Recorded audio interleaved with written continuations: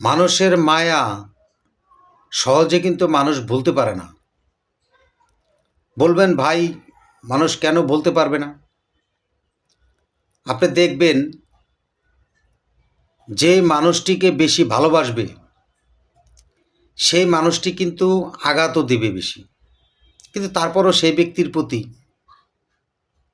অগাধ ভালোবাসা তৈরি হয়।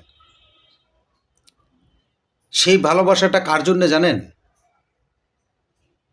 আপনারা হয়তো জিজ্ঞাসা করবেন যে ভাই, সেই ভালোবাসাটা কার জন্য? সেই ভালোবাসাটা একমাত্র যে মা 10 মাস 10 দিন গর্ভধারণ করেন সেই মায়ের জন্য। সেই মা সন্তানকে এত ভালোবাসে তা বলার বাহিরে।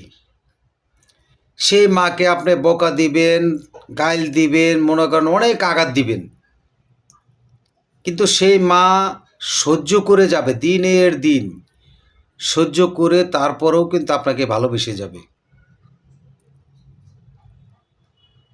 মা এমন একটি জিনিস, মায়ের মায়া মমতা যেই ছেলে সন্তান বুঝেছে,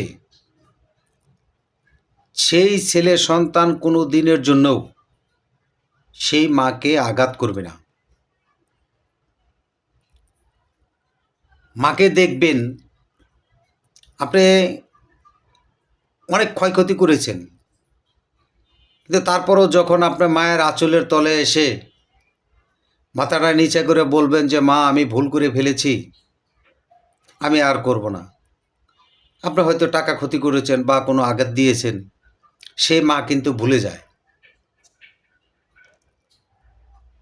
প্রত্যেকটা ঘরেই যদি আমরা এমন একটি মা, এমন একটি সন্তান দেখতে পেতাম,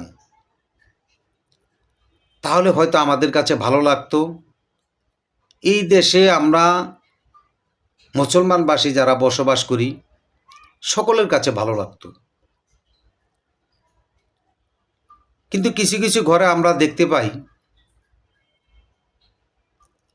এমন কিছু সন্তান তৈরি হয়,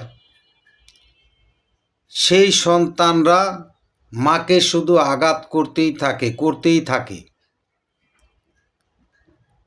যখন আঘাত করতে করতে করতে করতে করতে করতে এমন একটি পর্যায়ে চলে যান সেই ছেলে, তখন মা সহ্যের বাইরে চলে যায়। তখন তার মনে যে একটা ভালোবাসা, মনের যে একটা অনুপ্রেরণা,